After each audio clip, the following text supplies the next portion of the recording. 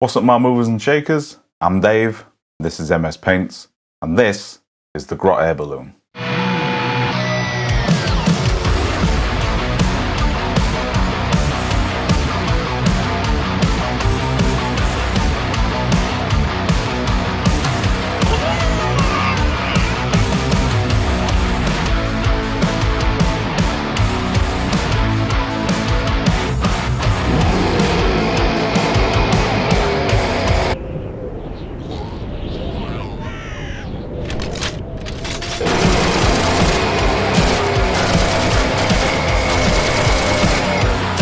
Kit bashing is essentially introducing something as simple as a foreign element into a standard kit, to combining multiple kits and craft materials together to make a completely original piece. And that's generally, to summarize in one sentence, what kit bashing is. Now, I haven't done much kit bashing, but what I have done has mostly been ORK stuff, and I've always enjoyed the process. Now, kit bashing, when you have MS or the shakes in general, is kind of like performing plastic surgery on a 90-year-old person that's already had plastic surgery. And also, the surgeon has MS. One wrong move with a knife and it is pretty much game over, and someone, probably me, is going to have to take themselves to the emergency room. But with orcs, it's kind of different. Segway, not bad. Segway with a 12-pounder on the handlebars, we're getting there. Segway with a 12-pounder on the handlebars and towing a howitzer that's on fire. Now we're talking. With orcs, more is a quality within itself. Like, why wouldn't this car have wings? Is it actually going to fly? Probably at some point, maybe not on purpose. Does it matter that you can't see out the front window or past the engine block? Well, not if you're going to lean out the side with a Molotov anyway. And does it matter this thing is going to fall apart and kill everyone inside it if it tries to ram something? Not especially. Now, when I was a kid, guacamole was my absolute bread, and this issue of White Orc was my wine. It's kind of a completely ideas-driven game. I remember people would come in weekly with vehicles made from cardboard boxes and Robot Wars toys and knows what else they could find. And holy shit, that price though. So with that preamble out of the way, let's dive into the build and the mentality behind it and a few tricks for me and my disability friends that we can use to get this done quicker. I've got an assortment of raw materials going into this, so there's a polystyrene ball, some random basing bits, some cocktail sticks, my sealed for 25 years bits box, fresh out of cryogenic storage, cotton, plasticard, spare bases, craft paper, coffee stirrers, and some mid-thickness foil. You might be thinking, but I haven't got any of that. And neither did I until about 20 minutes before I hit record. I was in Poundland and picked up what I thought I might need. A lot of this stuff you might not have is just basic craft store material or dollar store material. Apart from the old 90s metal model I've got, 97 I think, the crew are taken from 3D files from Total War Warhammer 2. My basic balloon shape and getting the proportions right is a foundation step. It's pretty important to get a strong silhouette of what you want at the end.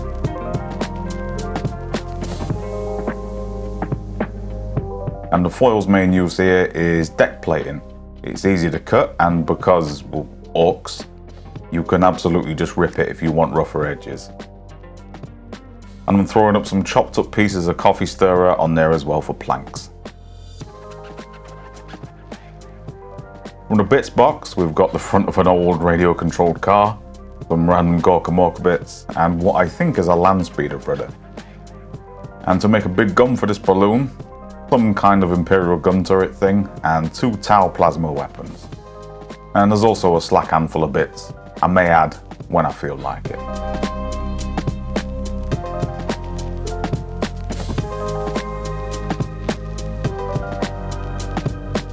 I found that a lot of the visual interest in this piece is thanks to the foil that I used throughout. And because it is such a cheap and malleable material, it ain't hard to work with.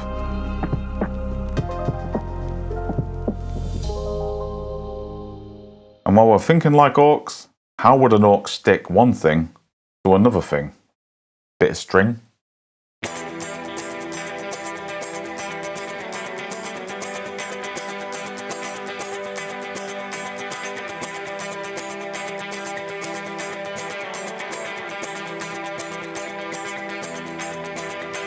Are you sure that's going to hold?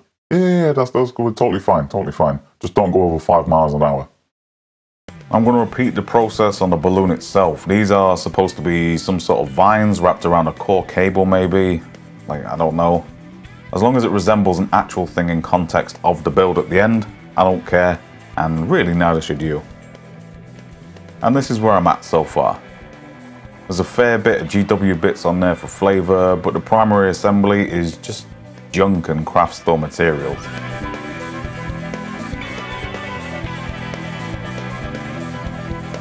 Now I figured that orcs use pretty much everything and not just scrap metal, so I'm thinking these guys may have skinned some beasts of burden or sewn a load of quilts together, or if they use quilts. It's probably in a Black Library book somewhere. And I've used this stuff to make the balloon.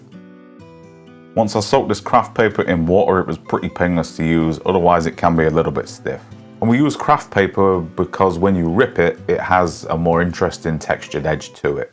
My way of doing things is always to derive as much visual interest from the minimal amount of effort, and if I can just rip paper and get an interesting edge, I'm gonna use that paper. Of course, this step does take time, but it's the first thing people see when they look at this model, so I'm happy to get into a rhythm.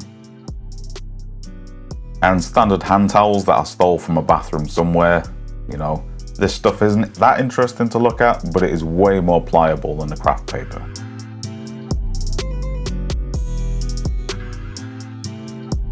And for the fire, Luke at Geek Gaming got me into this stuff. It's great for water, but also great for sculpting ice, icicles, and fire. Check out my tropical coast diorama to see it in action for the oceans, waterfalls, and the LED campfires. And after nearly repeating the Hindenburg disaster, we absolutely have something like this.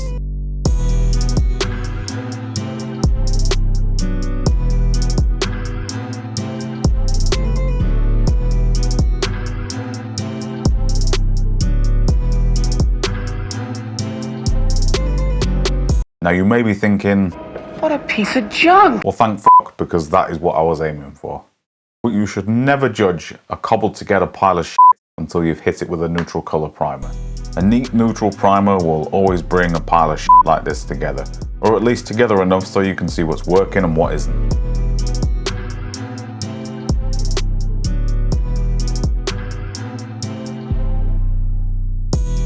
Our patchwork balloon is getting hammered with a few colours, mostly browns and desaturated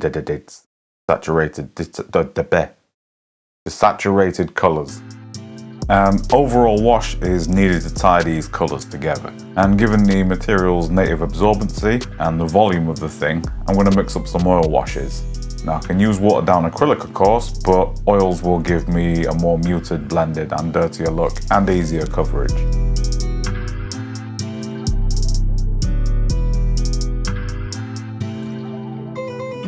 And off the cuff, I thought I'd take the opportunity to try out these watercolour pencils while I was here.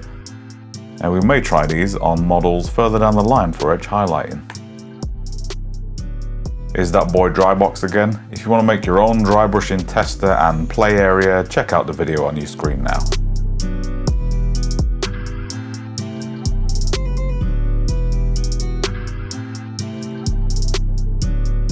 So we've got our base colours together on the body of the balloon as well.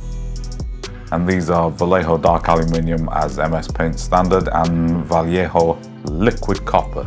An easy way to lay down some chipping to break up these large black areas we've got is to stipple on some lighter shades with a sponge. Then I'm going to fill these areas with my choice of metallic and a dark rust colour. I usually go for Rhinox Hide. Check out the link that's popping up now to see my tutorial for chipping metals with acrylics. Now let's slap on some washes from AK Interactive. I'm going to lay on these enamel washes, and enamel washes have a low surface tension, so they find their marks real easy. And they blend nicely with each other as well.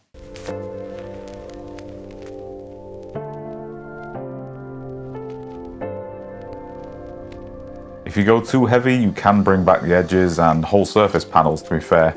You can bring them back with white spirit and a cotton bud.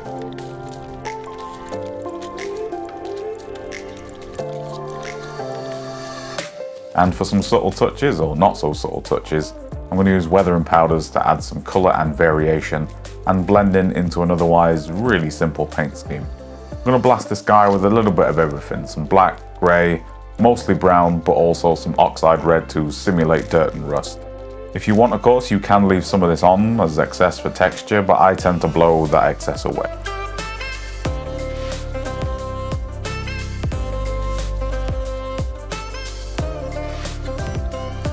Now, even though I grew up on the principle of 2 in the front, 1 in the back, the kind of setup of a standard Gorka truck, I know that adding a diverse and interesting crew to this machine is going to really help give it some dynamism. Dynamism. And capturing little moments in motion is going to reward people the longer they look at it. At one point I was going to stick more effort into this crew, like I was going to have a toilet as an anchor and have a GROT on the toilet with a newspaper, realizing that he's just about to get thrown off the edge.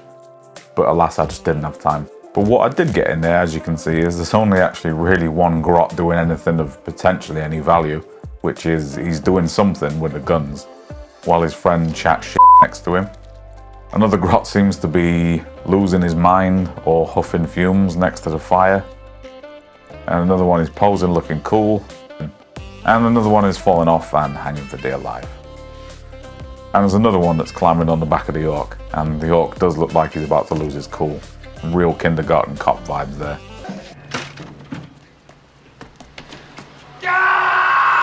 And I'm absolutely aware that the rudder gaffer is performing a completely redundant task on a hot air balloon, and he's clearly justifying his existence by making doing absolutely nothing look absolutely essential. That's middle management orcs pretty much. The orc flesh tone is one of the better paints in the contrast paint line, and when adding a little bit of yellow into a desaturated green, you can make these guys pop real nicely with an easy dry brush layer.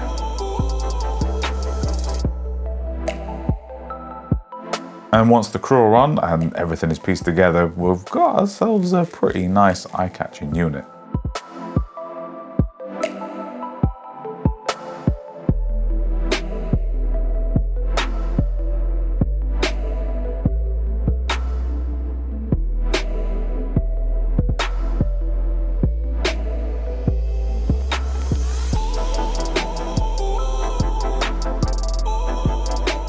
Now, this certainly isn't going to be part of a larger project. I don't need another army to expand projects in. But this is something that I promised to do in the early days of the channel last year. And really, it's just going to go home and sit in a cabinet, safely behind glass and away from this little shit. Thank you for checking out the video, guys. Hopefully you like what you saw. Do hit that subscribe button if you'd kindly. If you do have your own kit bashes that you've done off the back of this video, do send them to the MS Paints page on Facebook, and I'll try and feature them at the end of my next kit bash video. Next video, I'm going to be doing some Warhammer 40k concrete scatter barricade things made out of polystyrene, which, in fairness, you're probably saying, yeah, I have seen that before, but we're going to make these a little bit special and a little bit spicy. As always, guys, thank you for watching. Cheers. I'm out of here.